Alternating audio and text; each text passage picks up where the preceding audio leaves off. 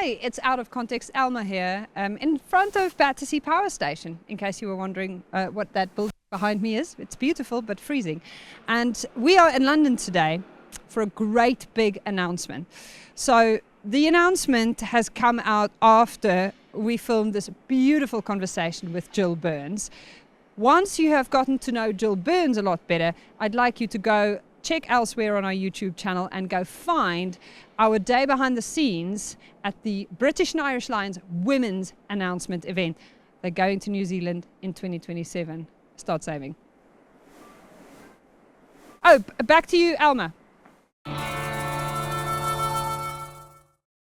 The Good, the Scaz and the Rugby, brought to you by our friends at Vodafone, is back in session for 2024. I need a gavel, something to like... Happy New Year! Happy New Year! Happy New Year, That was Scaz, in case you were wondering who gave us that little chirp from the side. We had a big break. Well, we all were busy, but in different ways. I was busy mostly lifting pina coladas closer to my face.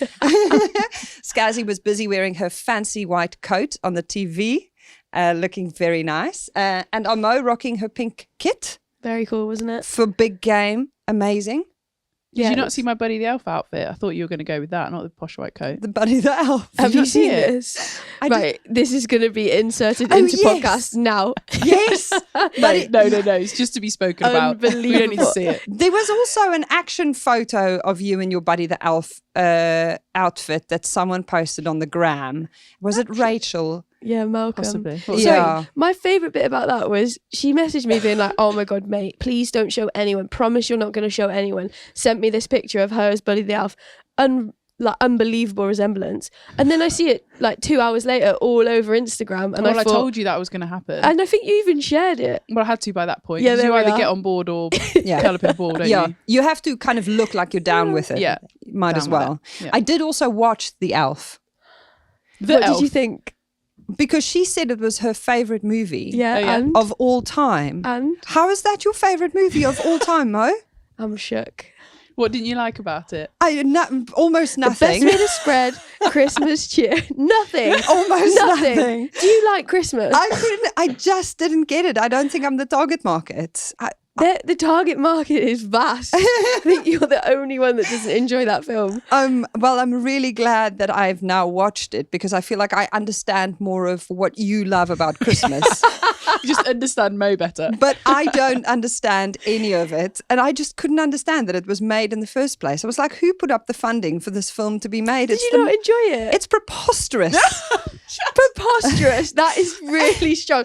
I'm low-key offended and I wasn't even involved in the making of this film. Maybe my kind of holiday film is just... Did you not find it funny? Did you find it a bit silly? I just found it ridiculous. Literally, oh my God, I love it. In Gloucester Quays, there was like all of these stores where they had brownies and stuff, and it said like world's best brownie or whatever. We could go around and be like, congratulations, world's best brownie, great job. I just think it is epic. Did anyone get your reference? Yeah, like me and Sam would literally just walk around being like, congratulations, guys. We had like a couple of more silence by this point, but I just think it's brilliant and I can't believe that you don't like it. You just have the most positive energy, and obviously I'm the Grinch. I'm on the other end of the Christmas spectrum. So I went off to a warm place to go warm my very cold heart. So annoying. Yeah. So annoying. With all the pina coladas. And now we're here. But was it nice? It was lovely. It was lovely. It was very rainy, but once you're under the water, it doesn't matter anyway. Very rainy, was it? Yeah. Oh, you didn't get pure sunshine? There was sun as well, but we just had to drink, basically, and Power snorkel. through it. Yeah, it was tough. So 2024 is a big year. There's a couple of major anniversaries. It's been 10 years since you guys won the Rugby World Cup, Scaz Mo, and it's been 30 years since England won it for the first time. And we're lucky enough to be joined by one of the women who lifted the trophy that day. And that was a tournament that nearly didn't go ahead. So we're going to get into a lot of stuff there. She's synonymous with the growth of English women's rugby. She's played in 4 World Cups and was long-standing captain for the national side. She played for Waterloo, her club, over 250 times. And since retiring, she was made an MBE for services to rugby. She's presided over the then Rugby Football Union, RFUW for women, and Lancashire County. And if you're a recent fan of women's rugby, you will recognize her for the clip that went small scale viral in the lead up to Le Crunch last year, where she gave one of the most beautiful speeches, one that still gives us goosebumps and little tiny tears in the corner of our eyes, because the Red Roses' names were unveiled on the walls for the first time, and she was the person selected to make the speech in that beautiful moment of unveiling before that big game. Gill Burns, welcome to the Good, the Scaz and the Rugby. Thank you very much. Lovely to be here, and thank you for that wonderful welcome. Gill, when was the first time, can you remember when you first met Scazzy and Mo? I think I was actually probably the president of the RFUW at the time, and these youngsters would come into the team and I'd be standing on the sideline doing the official duties, and occasionally would get to say hello to the girls, but it wasn't quite, the presidential role wasn't quite what the RFU presidential role was. It was very different. It was a very much hands-on, put the kit out, entertain the parents and the friends, sort of doing lots of odd jobs with the wonderful. Did you not have hospitality at Isha back then for the president? Occasionally you get a free cup of tea or coffee. In a plastic cup. Yeah, but with the wonderful Rosie Williams, who was the MD of the RFUW, and between us we used to do lots of odd jobs just to make sure rugby was going on the field. We were doing the bits off the field, which was absolutely great fun. And as Rosie always used to say to us, there's nobody more important than anybody else. So we all get our hands dirty and we all get on with the job. So it was a wonderful accolade to hold for 10 years as president of the RFUW, but it was a different sort of job to what the president of the RFU might do. Different sort of job. I think my lasting memory, or one of my first ones that really sticks out of you, is on the front of the bus singing your song. I think that was one of the first times I met you, and you just got up president of the RFUW on the bus singing away, and I think that's just epic. When was this? When would that have been? 2012, 2011, 2012? Could have been, yeah. I think Something I was like Prezi 2002 to 2012 when it became the RFU, so probably sometime in the would early. have been around Can you then. remember what you sang?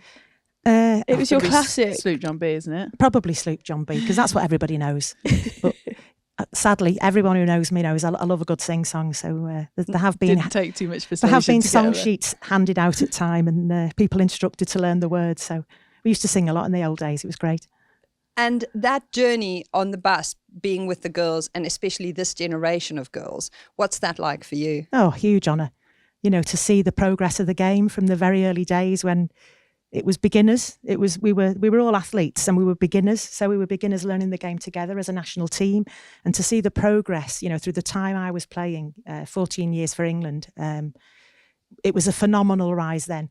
And then it just sort of escalated as the support for the game got better. The standards had just risen, and to see what these girls had been doing and the recent games, it's just mind-blowing. It's wonderful.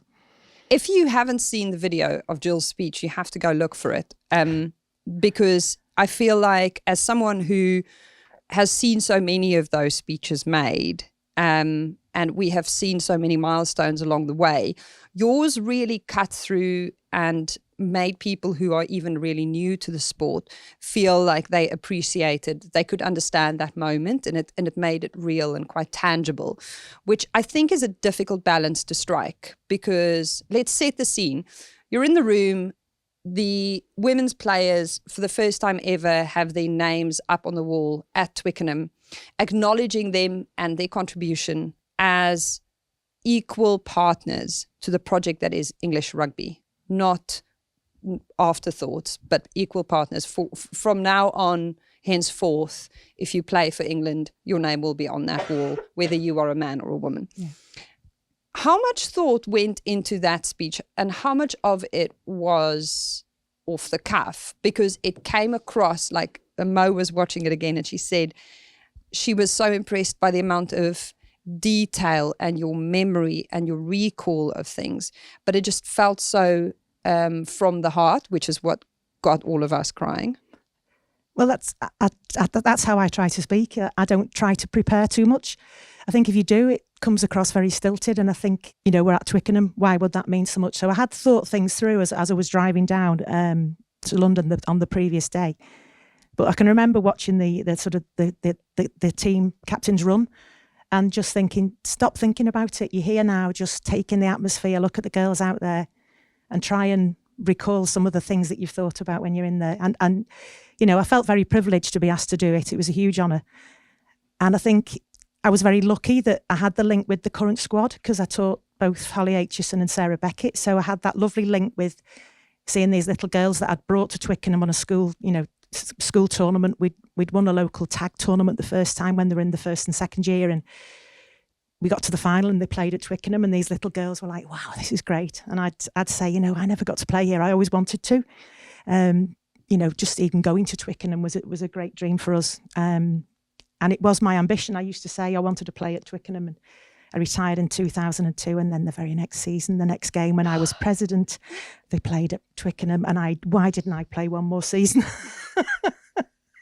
But never mind. I was privileged to. In fact, they put a red carpet on. I could shake everybody's hands going down. So I was sort of on the pitch, saying welcome to the girls. When we were very much just a bit like a token gesture. It was before the men's game, and you could only go and watch the women's game if you had a ticket for the men's game. And everybody came in the morning, and small crowd, great honour.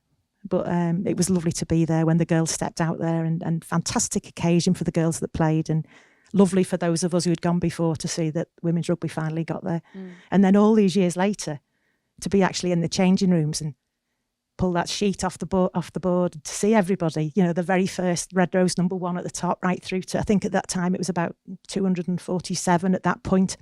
To represent 247 fantastic people and say thank you. And maybe we shouldn't say thank you quite so often, but it's always nice to be polite, and we shouldn't, you know, yes, we do deserve to be there. I know that, but it's been a battle along the way. And I think if we complained all the way, if I'd complained about all the things that weren't fair, I wouldn't have enjoyed my rugby journey. So I've always tried to make the most of what we've had. So when we actually unveiled it, it was huge. It's amazing. What was it like for your teammates as well, being in that room? Oh, amazing. Did absolutely, they absolutely love it? Yeah. They loved it, yeah. You know, I felt you sometimes get those sort of imposter, like, why have I been picked to do this, you know, but it's lovely when you look around and I see, you know, Genevieve Shaw, I see Carol Isherwood, I see Claire Ancliffe, people who all have different jobs in rugby, standing in the room with us, and I'm thinking maybe one of them should have been here, but we've all got a story to tell, we've all done our bit, and I try to speak on behalf of everybody. Well, you've definitely done your bit. That's the greatest understatement ever.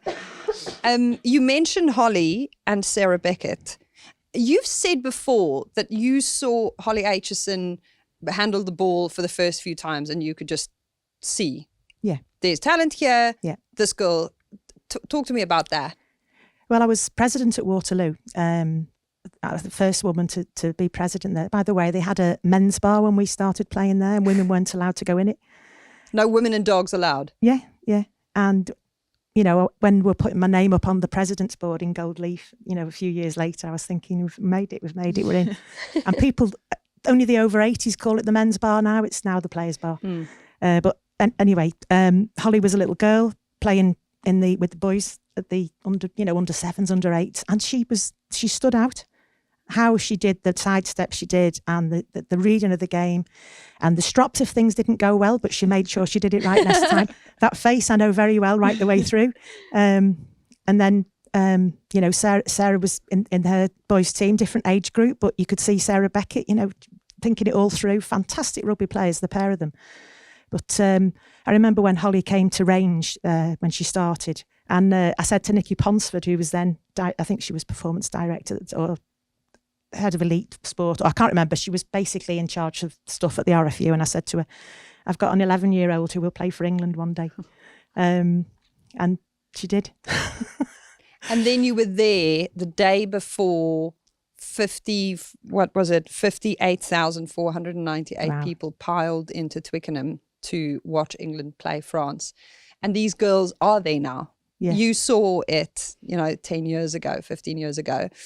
And you're there in that moment making the speech saying, when you run out tomorrow, there's going to be 247 teammates spiritually with you going out there. Yeah. You do it for all of us.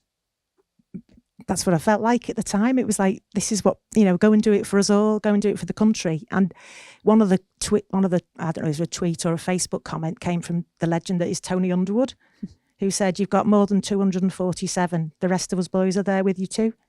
Wow. We're there. Yeah, made me cry again. God, I can't talk about England rugby without weeping. It runs so deep for you. Yeah. It's just absolutely astounding how you have just never stopped. Like, you're not playing on the pitch anymore, but your level of dedication has been absolutely resolute throughout, and that hasn't shifted at all, which I think is probably the greatest testament to how deep that passion must sit for you. I think loyalty is a great thing, and I worry a little in the game in general. I'm very loyal to my club, and I've only played for one club, and I feel passionately about that club, and I'm absolutely loyal to my county Lancashire because I've lived in Lancashire and I've played for Lancashire. I'm loyal to the north of England because I'm a northerner and I played for the north, and I'm loyal to England because that's my country. But I belong to those four things, and I'm a little bit worried that now in the professional game, people don't get that love of the game from the club anymore. It's because they go to the next club because they get a bit more of a better offer or better coaching or a better wage or whatever. And I do hope that the girls that play now can learn to have that passion and devotion and loyalty to England. I mean, we'll all play for England. We won't play for another country, hopefully. So we'll always have that to England. But I think girls that play at a lower level can have that passion if they have things like county rugby and they have things like divisional and regional rugby, because that is something that they belong in. And I miss the fact that that's not quite there anymore. And I think it's something that may come round again in the future, but that sense of belonging is something that makes you really loyal in rugby terms. It's definitely different now, isn't it? I feel like a lot of girls get that now from like a college program or a university program potentially, because we don't get to play county or regional anymore like we did, because we are a little bit longer in the tooth than some of the girls at the moment. But yeah, I think some of that comes from the college or university, and they feel very passionately about some of that stuff. And and at that age as well, when you sort of not learning the game, because some of the girls at university have already been playing for 10 years, haven't they? They're lucky enough to have done that, but yeah, certainly at that age when you're a young adult, and that becomes something that you really. It was one of the things I was most sad about when we lost Lichfield, was because that was like a proper, in inverted commas, proper rugby club, and it felt like the next thing was this more professional era where you didn't have that clubhouse, you didn't have the bit after the game that was the really homely piece. But yeah, I think it's definitely something we're hopefully working on in this new era of let's stuff. Hope. Yeah. I think it's a huge reflection point, and it's not something that's I've necessarily thought of until you've just mentioned it, but you do have that always wanting more and always looking at something else and always having that comparison. And I think it's a really important point that a lot of people coming through the game now really need to be aware of. Actually, like, what is your values? What is it that really is important to you? And making sure you stay true to that, because like you said, loyalty is a huge thing. And I think, it's absolutely fantastic, and it's a dream come true that girls have careers in rugby. I am just loving what you're all doing. And, wonderful presenters have got fantastic careers in the women's game, which is lovely. But I think it's really vital that you cling on to something that's not work about rugby. So rugby is still something you love and enjoy, and isn't just, you don't feel like it's just work. And I've never really worked in rugby. Maybe that's why I still hold it as my absolute passion and love doing stuff. I love going out on a Sunday morning to a mini and junior training session, or I'll go out and see a level 11 men's game. I just love rugby, and I just hope that all the girls who are professional and all the girls who are enjoying professional careers in and around the women's game, make it your passion and have it outside work as well. So hold on to something strong and be loyal in that way.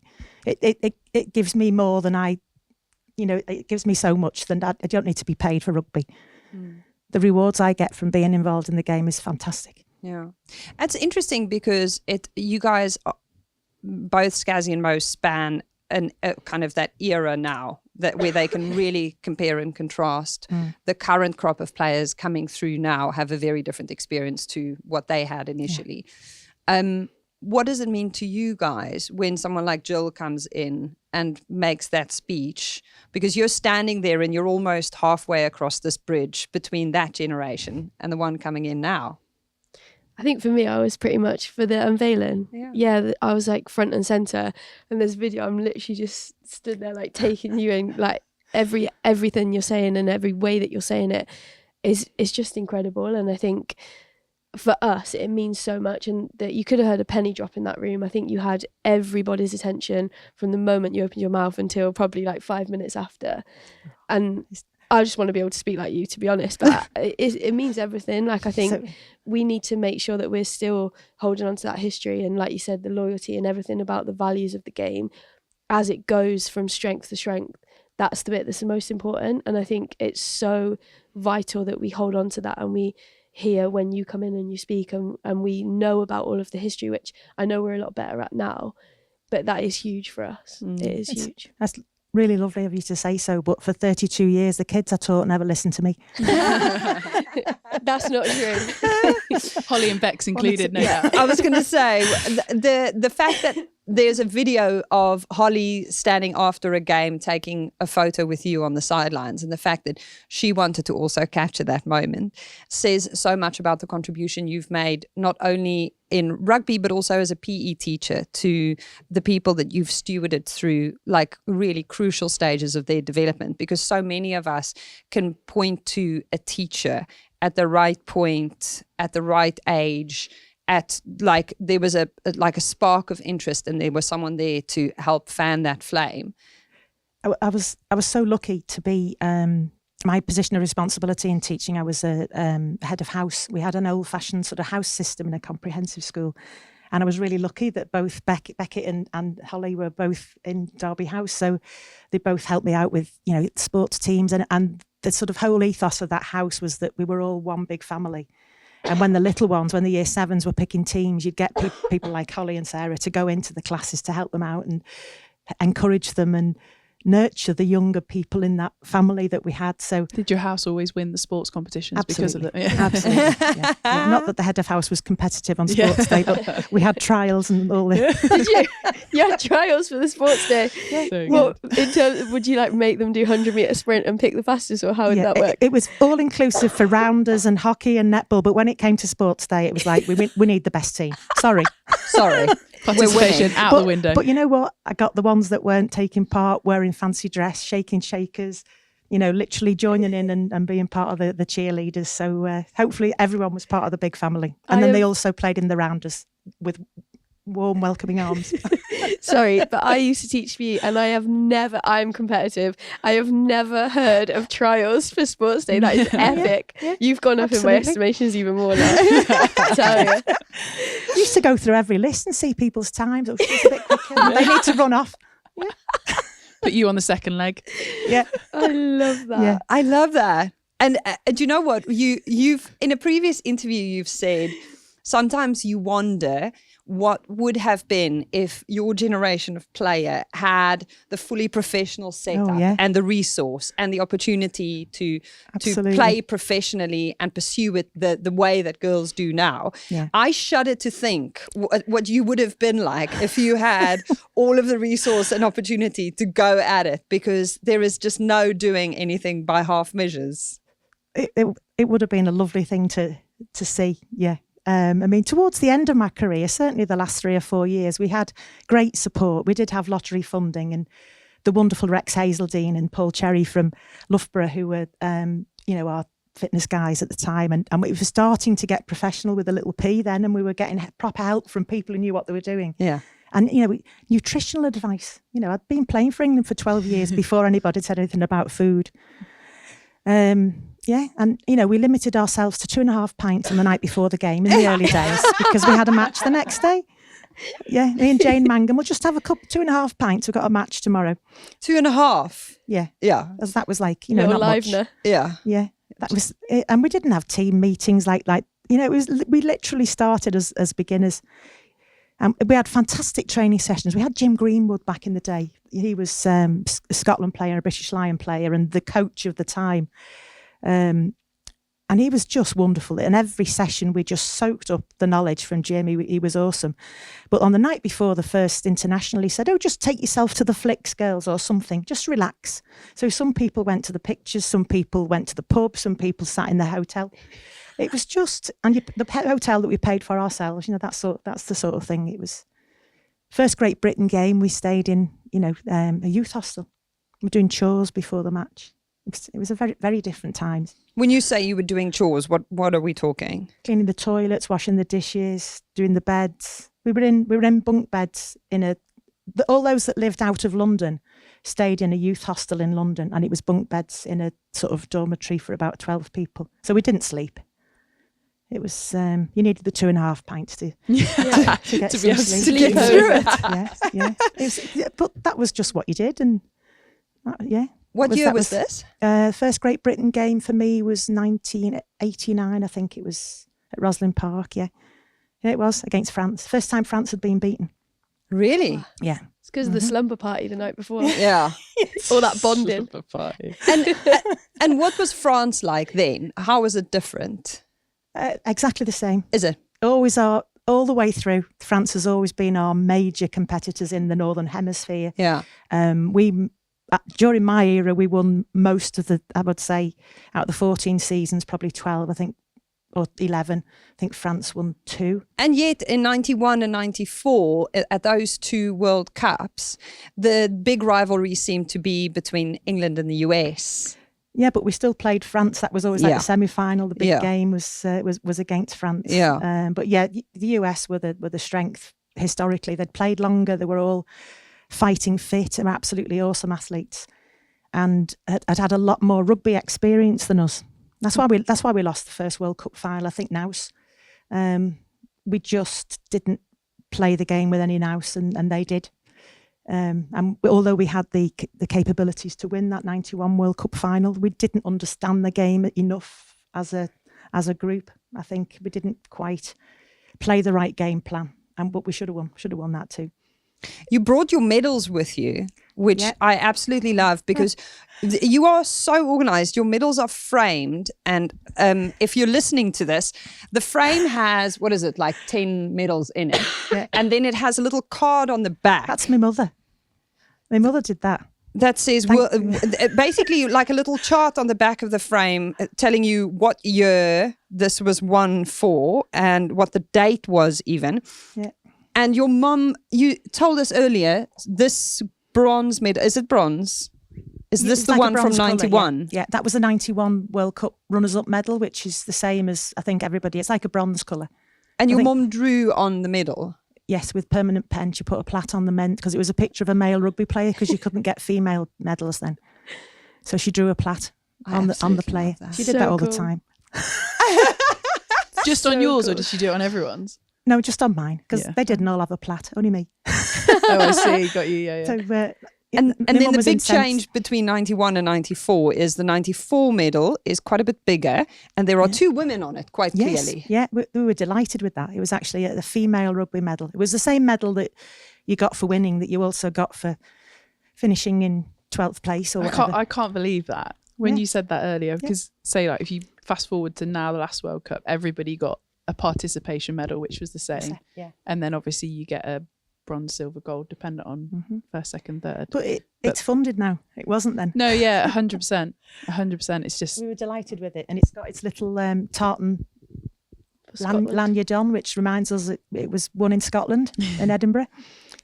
Yeah, so they're very special, and they mean just as much as the shiny gold ones that they give out these days. When did yourself or your mum put this together? Because Elmer often asks us where certain keepsakes are kept. Probably for Mo and I, and our answer at the moment is a bag for life or the underwear drawer or something. Your that is not quite as special as this. My mum was a dance teacher and was always super organised with regards to anything. Just everything's like photograph albums, all in order, dancing photographs, holiday photographs, all.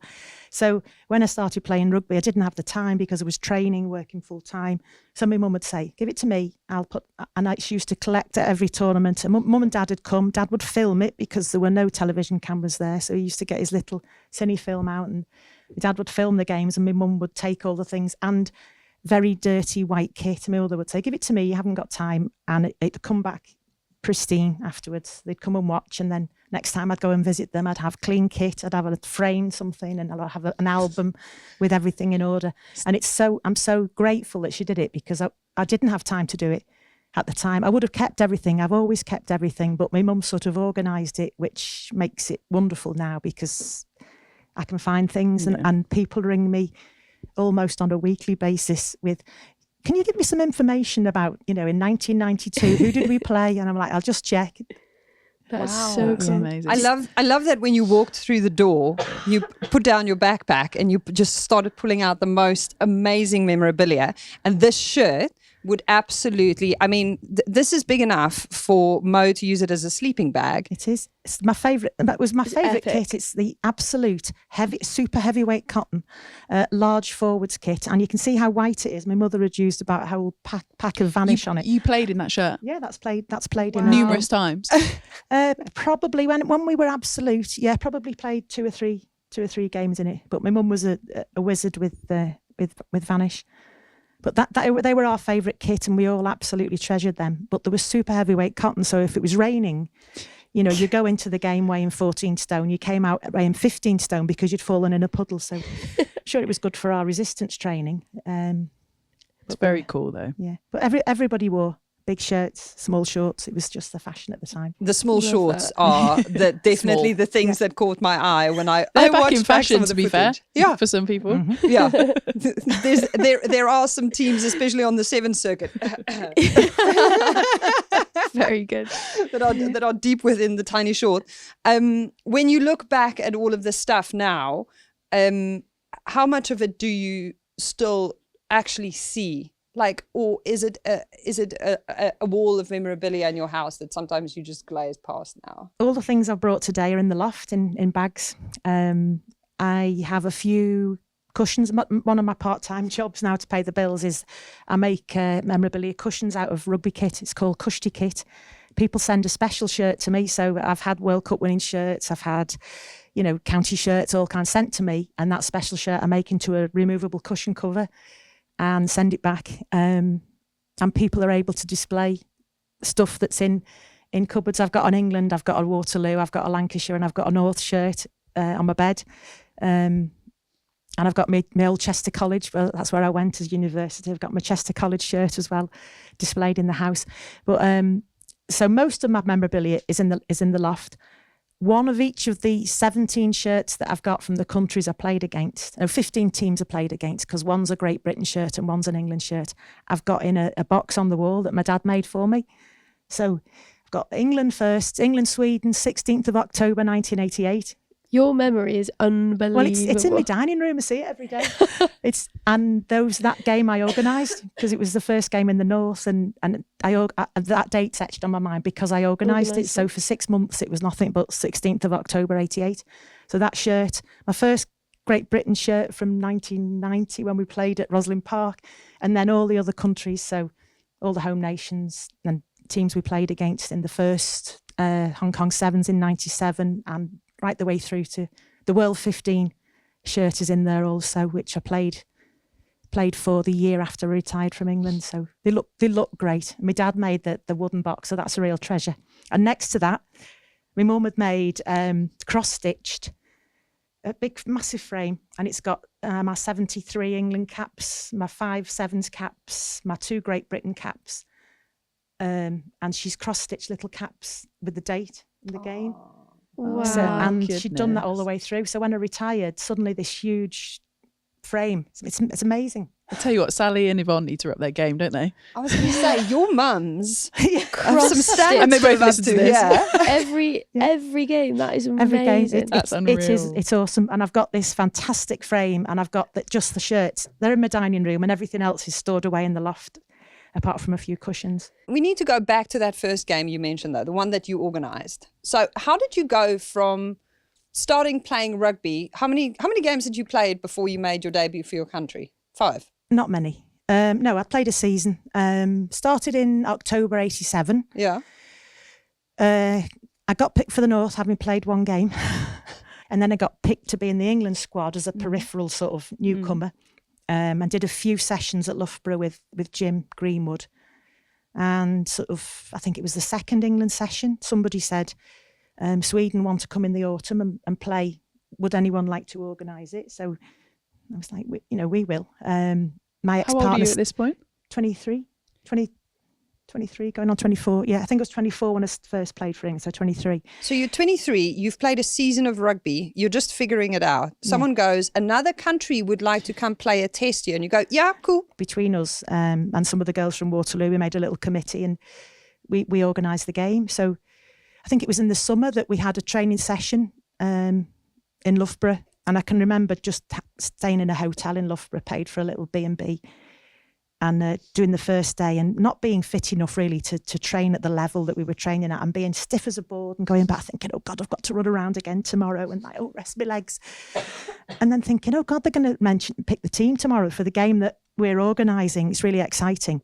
And I remember going back to training, being really stiff as a board and sort of limping in and thinking, oh God, I've got to run round now. And he said, and this is the squad for the game. And my name was in the list of the squad and I couldn't believe it.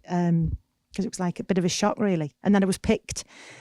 And bizarrely, I played in the second row, and I'd never, ever played in the second row before. I played in the second row for England on the 16th of October, 1988. And in the game you ever organised? scrummaged against the scrummage machine. Yeah. That was my first, apart from training. Yeah. That's wild. We were beginners. We were, everybody had a different sport. Yeah. I was athletics, mainly athletics, hockey, basketball, swimming a bit as well. So I think I was a 12-second 100-metre runner, so I was quick for a big girl. So they were like, powerful, you can go in the second, and there was no lifting in the line out, so because I could jump, Jim was like, yeah, get in there, jump at number 4. I'm like, whee!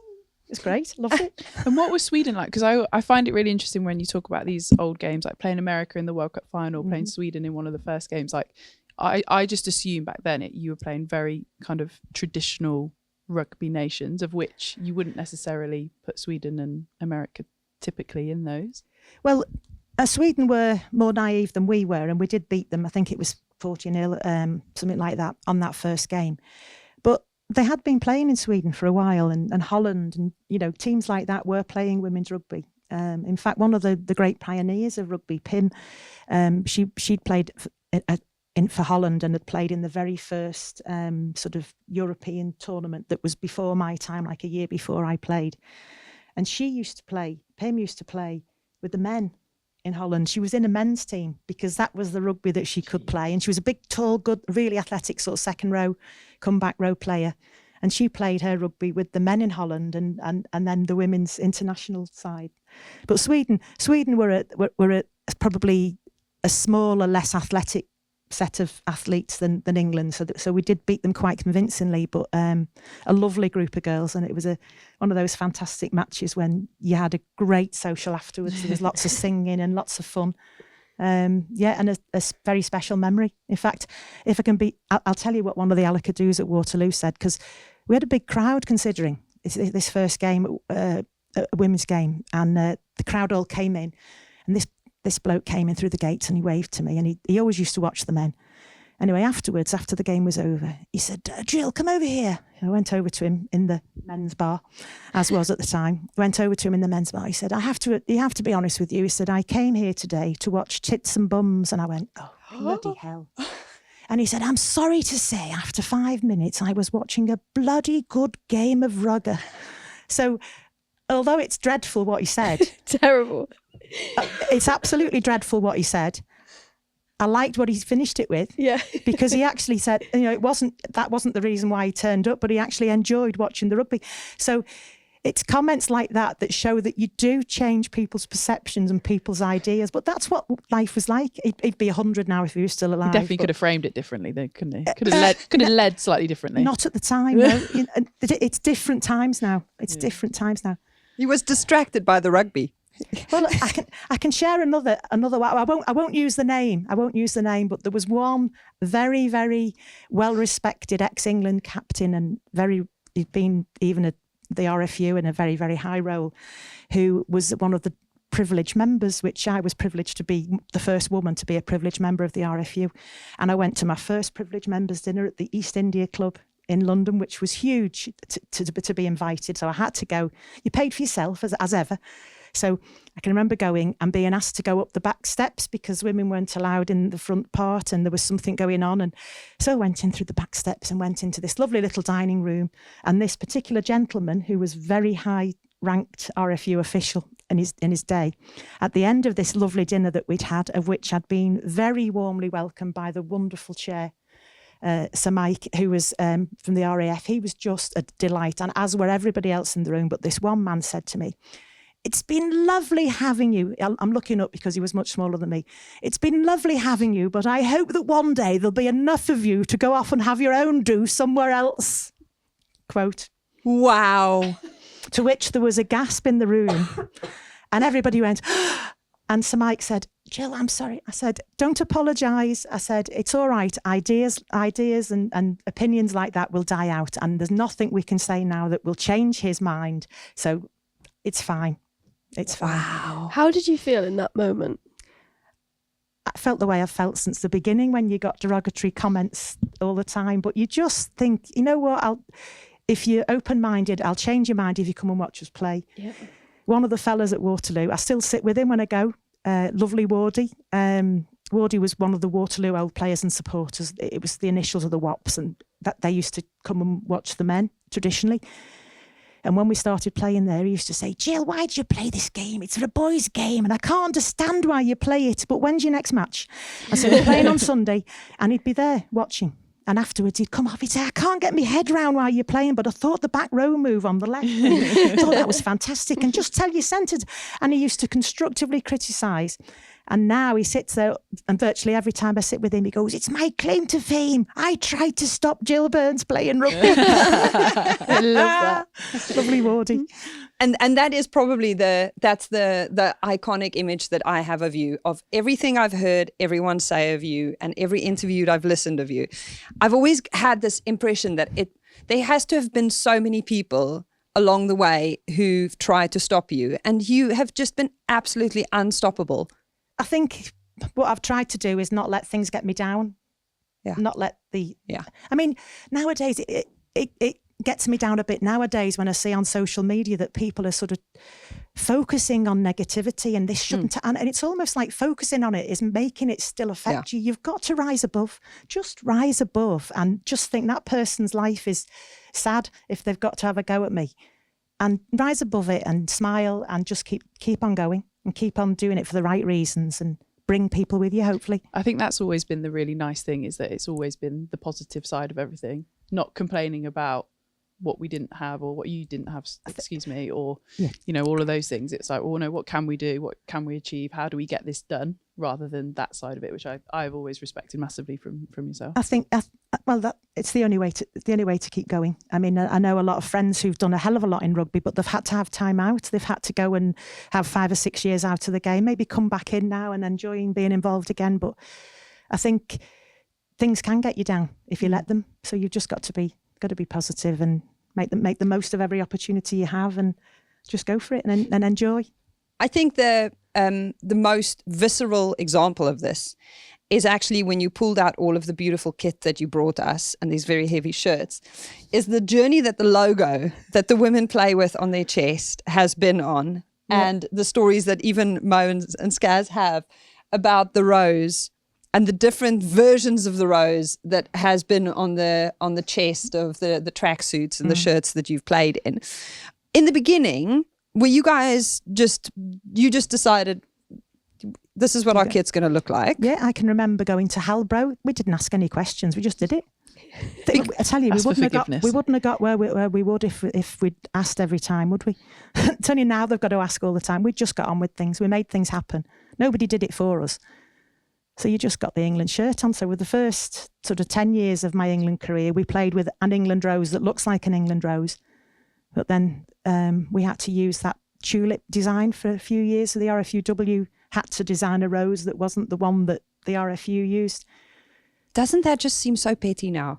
Can we just have a moment for the fact that there were men in the world that decided if the rose is this shape, it belongs to us, then you can't have it. Mm-hmm. But it wasn't even that long ago. Mo and I both got capped in the tulip.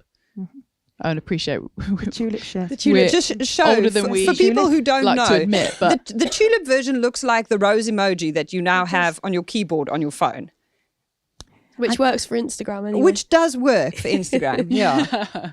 And so they said you can't have the flat rose, Yeah. because it looks like the boys' one. So you must have your own girly rose. Madness. And then when did that change? We were very fond of the tulip. It's still that, you know, I some quite like the people will tulip. have got their first cap wearing the tulips or the tulip special, and you will have got your little silver tulip if you got. we were just talking we about got that that. earlier Yeah. because Mo was trying to figure out what year she got capped, and I said, "Well, what pin did you get?" Yeah, And she said it yeah. was a tulip. And then if you got 50 caps, you got a gold tulip, which I've still got my gold tulip safe and wear it occasionally. So my first cap is a tulip, and Yeah. my 50th is a rose. Rose, because yeah. like span the two. Mm-hmm. So Very cool. So pre the tulip era, women's rugby, the RFUW, was entirely its own endeavour. It had nothing in common. There was no unity across the board I between think the there was- women's and the men's game. I think when Rosie Williams got involved in 2002, I think the 10 years then, the build up to 2012, I think it was all about the eventual integration. And it had to be done right for both parties. And I think it was right to take those 10 years to get into the right position before we actually became part of the RFU. I think if it had happened any sooner, it wouldn't have been right for either them or for the women's game. So it was right to take that long. And sometimes, you know, it takes a while to get things done, and little small steps. It gets frustrating along the way, but as long as when we integrate, it was done right, and it was in 2012, then it was worth waiting for. It does seem like an awfully long time after 91, which was the first World Cup that was held in Cardiff. And then 94, which was a crucial point in the development of the journey, because so that World Cup was supposed to have been held in Amsterdam, right? 1994. Yes, yeah. And then it was held in Scotland at the last minute. Yeah. And from everything I've read and heard, there was not a lot of clarity around whether it was funding or whether it was an organizational thing, whether the union wasn't happy. But it wasn't a sanctioned event. The World Rugby of the time, the IRB, just said, this whole Women's World Cup thing, you guys don't own the World Cup, we do. Yeah. And you can't call it a World Cup, so you have to call it a World Championship. World Championships, yeah. And then Scotland went, We'll do it. We'll Sue host Brodie it. and her team, stepped in at the last minute, and I think they're currently trying to get a little play or a film about the. Really? Yeah, Yeah, and that's cool. we're hoping, Very and cool. they're trying to get funding for it, and it's really exciting. They're going to tell that story, and I'm hoping that on the eve of the Scotland-England game this year, they're hoping to actually have something to actually produce and tell the story. So because it's amazing, you know, what not only the girls did for 91, but what these girls in Scotland did in 94. It's equally amazing for different reasons. But yeah, Sue Brodie and team stepped in and saved the day. Could you imagine trying to organise a World Cup just basically off your own back? I just like the whole concept of that is ridiculous. You can't imagine that because it is such a massive thing now where thousands of people organise it. In our day, it wasn't. It was what we made it. The administrators were the players. So it's just, you know, Sue Brodie was a player. Sandra Colmatina, who was part of the team, was a player. These girls would just you made things happen because nobody else was doing it for us.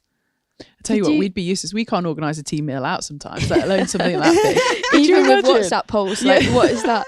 In 91, you lose to the USA, and you've said yourself that it was Nous. They were just more experienced. Were they just playing more regularly? I think so. Yeah, I think what was going on in America that because there's such great distances between teams, they had lots of tournaments, so they'd go for a whole weekend somewhere and play lots of games. I think that's the way they tried to get all the fixtures in. But they were great athletes and had played much longer than we had. And it's things like, you know, quick line out throw in while we're sort of looking around, and give the ball back, and she threw it in, and we're all like, what's going on? And then she scored, and we're like, just frustrating things like that, which we were just naive. And then how did that change on the journey to 94? I think we just spent more time together. We were all being coached in our clubs by good coaches. We had a great coaching setup. Steve Dowling had come in as our head coach. We had Steve Dew and Steve Peters doing the forward stuff, and it made a massive difference to actually have some proper units, and some coaching that wasn't just let's all gather together and do some group skills and then talk a little bit about how you play the game, and to start, we started to have game plans and what we would do. We'd walk around the pitch with Steve Downing. He'd say what we'd do from this position. It was all just new to us. You said you had more time together. What did that look like? So how long would you have spent as that England team? Like, how much were you training? A couple more weekends, like down in somebody's school where somebody taught. Stiz taught in, I think, St Albans, or where Steve Dowling taught as well, and we'd have to drive down for early Saturday morning. So it was a bit of a pain when you were from up north, but all that would be self-funded. So if we were staying over, you'd pay for your own accommodation. If you were from up north, it was just the short straw, really. Can I ask what the club rugby was like back then? So you said obviously you played, the coaching got loads better, but what was, because obviously we're very lucky in terms of the Premiership that it is now, but was there an equivalent? It was the Premiership, yeah. Yeah. Waterloo were the fourth best team in the country generally. We were just behind Wasps, Richmond and Saracens. They were always first, second and third, and we were always fourth. We've beaten all the teams at home at Waterloo. But we didn't travel well because we'd be getting up at 7:00 and either driving ourselves with a few students in the back, or we'd work really hard selling raffle tickets when the men were playing and things like that to try and. We'd get buses for some big journeys, like Blackheath away. We'd try and have a bus, but there was no funding from the clubs. Well, not from Waterloo anyway. We didn't get any funding. We were self-funded, so we worked really hard. One of our other coaches at the club, Simon, was a printer, so we had at Waterloo programmes, and I still believe we were the first women's team to have a match programme. Simon was very proud in producing those programmes, and we were very proud and it was a bit of a shock, like people were coming in going, oh, look at this shiny programme. But didn't you still draw the cover image? For the England-Sweden game was traced of a picture of Karen Almond playing. It was a tracing of Karen Almond, a tracing of a photograph. That's the level of make it happen. You were like, we need to have a program. We're going to have a program for this match. What are we going to put on the cover? Enthusiasm. A lot of enthusiasm. Let's get stuck in and trace Karen for the cover. I love that. That is I feel like it's the clearest example of the way you just actually got on with it. So in 94, you sold raffles as well in order to fund the going to Scotland and staying in the George Hotel, which is where the men's sevens team had stayed the year before and they'd won. So this was the gateway to success. It's interesting to me that you guys were so set on success at that World Cup. You weren't going to participate. No. You were not going there to make up the numbers. I mean, there was 3 months before, there was a lot of, the Amsterdam hosting it fell through and no one knew where this World Cup was going to be played and whether it was going to go ahead and what was it going to be called. Yeah. And you were not perturbed by any of this. We just tried to keep training, keep focusing, hoping it would happen. But if it didn't happen, there'd be another game afterwards to focus on, so it's just trying to not let it get you down. It's like, let's hope something works. And thankfully, good old Scotland pulled the finger out and made it happen. But yeah, it was a wonderful decision we came to together. We knew it was very expensive to stay in the George, but I've got the bill and it's £800 and something that it cost us. And next to it, I've got my letter from the head teacher at the school I used to work at Culcheth High in Warrington, which said you're allowed to be off school 3 weeks leave of absence without pay. So I lost my pay, but sadly that head teacher, I won't mention her name, she didn't buy a supply teacher to cover for me. My colleagues had to cover for me. It was just a way of making a bit of money. So I didn't get paid. I got an £800 bill for the hotel. Drove myself up and back with other people in the car as well. And then, of course, all the meals and stuff we paid for ourselves. We did get a tracksuit. I can't complain. Do you know what really stands out to me about that World Cup is Karen's interview after you win, and she just says, "I really hope this is going to be the springboard for women's rugby in England now." And what's really stood out for me is that I feel like we've had the same chat from Katie in 2014 and then again in 2017. Do you feel like we're now at a point where actually we don't have to have that conversation anymore, or do you think that that's still something that we need to be driving in terms of women's rugby and pushing it forward? I think every time we achieve something, it's a springboard to something even better. So I think every time it's a springboard. If you think of where it's come from, I mean, every time it's got better and better and better. So yeah, it is something, and the men say it too. It's a springboard. It's something. You get more people on board. You get kids wanting to play. You get more fans wanting to come and watch. It is the springboard, and yeah. I mean, Karen as a captain was just awesome. Didn't say a massive amount, but everything she said was absolutely fantastic, and everybody hung on every word, and we absolutely loved it. And she led by example. The footage of that moment is so amateur rugby, because it's just tons of people milling on a pitch.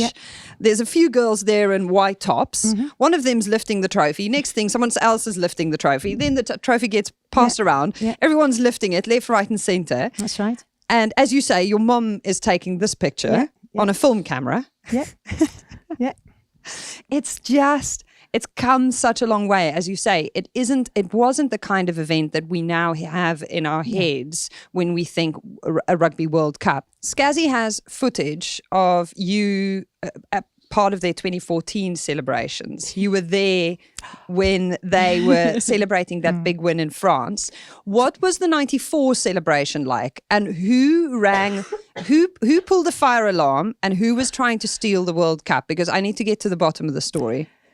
As far as I know, in 94, it was a lovely celebration. It was a big dinner. And we were all having a great time. And the antique silver or white, gold or silver, expensive antique trophy that they'd bought from 91 was on the table. And I believe some thieves had spotted it and hit the alarm, so we'd all run out, and they were going to go in to snatch the trophy. Now, I don't know how they stopped these thieves getting the trophy, but that's what we were told. The party then went out onto the street. The fire engines that had arrived doors were open, and all the girls had climbed in the fire engines, and there was all kinds of shenanigans going on and photographs with lovely hunky firemen, and everyone was having a party out on the street, and then we were all allowed to go back in.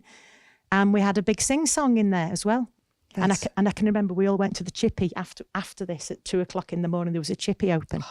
And Carol Isherwood, who was I think was she performance director? She had a job within the RFUW, or was it WRFU? No, RFUW at that time, I think. And she just lay on the floor of the chip shop, and she was just smiling, like just delighted that we'd won. And I've got a photograph of her just lying on the floor with a big grin on her face because we'd won the World Cup. The singing is something that's been consistent, isn't it, throughout all of the years? Because that was the memory we were speaking about in the pub with you and Doc Justin and the guitar, and just everyone going absolutely mental in Paris. So cool. Also the chippy, because after we won the Prem final, Zoe Allcroft, exactly the same, bad sausage in hand, sat on the floor, loving her life. Absolutely. Perfect. Absolutely. Well, that was a really special memory, because we'd had a pub that was become the England home base on this roundabout in the middle of Paris. And there was everyone from England, and some other countries were there as well. And we were just having a great time. And then the phone call had gone through from Rosie to Nicky Ponsford to say, we're all in the pub, see if you can get the coach to stop on the way back. And it was just a dream moment. You know, we were all, and all the girls class with the trophy. And I'd made up a song that I'd sung with the old girls that we were on a camp the night before. Can't even remember what it was. That one, because I'm happy, clap along, that one.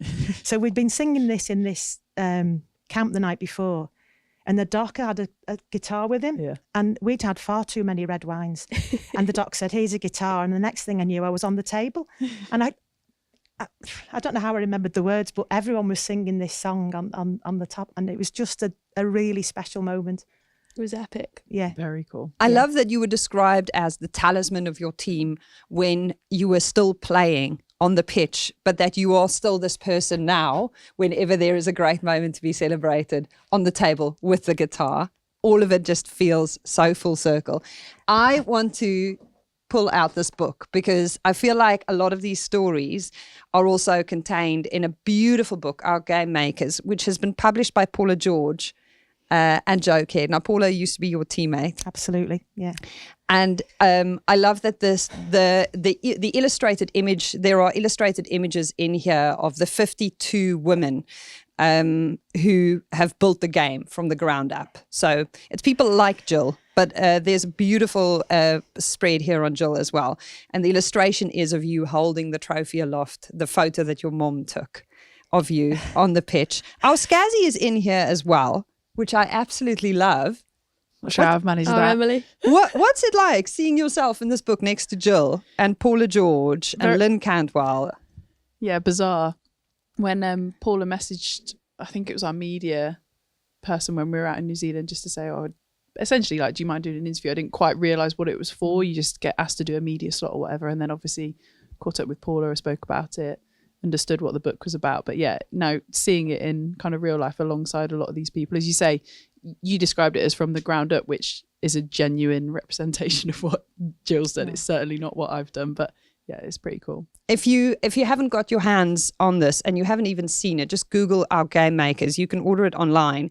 In here is also Kate Zachary, Rachel Burford, Marley Packer, Sue Day, Sophie de Goody, who we absolutely love and have had on the show, Claire Cruikshank, who hasn't been on the podcast yet, but shout out to Edinburgh Uni and Celtic Challenge side Edinburgh. Empower Her, Scazzy, your team. Your Scottish girls. You've been, haven't you? Yes. Went to Durham. Brilliant day out with the girls there. If you're listening, you won't be able to see the beautiful illustrations in Our Game Makers, but make sure that you order it, ourgamemakers.com. It's on Amazon as well. I've ordered it from Amazon. It's relatively easy to get your hands on and a beautiful piece of memorabilia. And hopefully there will soon be so many more women whose names and faces and stories will be added to a compilation like this. I think the thing that I find most interesting about your journey, Gill, probably because I'm from a country where the women's game is still establishing. We're probably about 10 years behind where England is now. What is it when you look at the journeys of teams in WXV3, for example? You were there planting the seeds, organizing the games that you ended up playing in yourself. That you look at the journeys of those WXV3 tier teams now that you wish you could share or that you could impart. Is there any wisdom or insight or motivation? Just ask questions, talk to people, learn from mistakes, learn from losing, and just keep aspiring to get better along the way. And don't ask too much permission. Yeah. Ask for forgiveness. You don't always have to ask. Yeah, you don't have to ask too many times. No. Make things happen. She did bring her boots that she won the 94 World Cup in, and we hope that your email to the repair shop is going to lead to a BBC repair shop appearance. Another one's fallen out. Another one since we spoke last night when I got these out of the loft. The resin on the bottom is disintegrating and one stud had fallen off when I got them out of the loft. Then when I wrapped them up last night to bring, 2 studs had fallen off. There's now at least 1 off the other and 3 here. So I just hope that these were known as we all had them, speed slippers. They were state of the art and they were the first rugby boots that actually had a little bit of padding in. Oh. So they were very special and I was keeping them hopefully to display one day alongside my box of shirts or my lovely cross-stitched frame. But unfortunately, the sole's gone. So last night I filled in the form to the repair shop to ask the nice man who does shoes to see if he could save my speed slippers. So fingers crossed the people at the repair shop can do something with them because they mean a great deal, but they're certainly not going to be on display smelling the way they do and looking like that. So, but I think the magic man who saves shoes could work wonders on them. So Pretty Please Repair Shop, wherever you Come are. on the repair shop. Come on the Do the repair right thing. shop. Yes. I am so here for the next chapter in the journey of both those boots, but also all of the other things that you are always working on. There is so much more that we still need to talk about. But as a first encounter, it's been such an honor to have you join us. Thank you so much for being part of the team today. I love what you're doing. It's great to watch from afar, and the fact that any person out there who wants to know about women's rugby now has got so many avenues to follow, and to listen to you three and your guests is an absolute pleasure. So thank you for involving me. Oh. It's a big year, and I'm so here for all of the stories from successful teams gone by, and for us to just keep drawing Great. from that well of experience. You are one of the absolute icons of the game, and That's we very thank kind you of you to say so. Thank you for coming on and joining us. Thank you very much. Thank you. Thank you. Pleasure. Oh, so that wraps up our time with Gill Burns. Well, the first one, in any way. The last time she saw me, I was standing outside the cabbage patch with a brandy and coke in my hand with producer Shira after Le Crunch. I hope I made a little more sense today than last time around. Make sure that you get your hands on our game makers if this has given you all of the warm and fuzzies, but also just makes you curious about the journeys and the stories and all of the interesting people that have gone before. Thank you to Scazzy and our Mo. Mo, are you gonna present Gill with a scrunchie? Oh, yes. It would be my pleasure. So Oh, everyone that joins us on the sofa Thank you very gets much. one of these. Excellent. Get that on straight There away. we I was are. going to say the iconic Gill Burns plait Yay. There you go. is Straight now on. adorned by one of our GSR Bonsi scrunchies. Wonderful. Thank you. Just raise the game Perfect. constantly. Love that for us. We've been The Good, the Scaz and the Rugby, brought to you by our friends at Vodafone. The Good, the Scaz and the Rugby is a folding pocket production produced by Shara Kilgallen. Yay! Oh, you are incredible. Wallop. I don't know if you've heard, but we're nominated in the Sports Podcast Awards, not for the best women's rugby podcast or the best women's sport podcast, but the best rugby podcast. So clickety-click and go vote for us and tell your mom and your best friend. And if your cat can vote, get them to do that too. Because imagine if a women's pod wins this.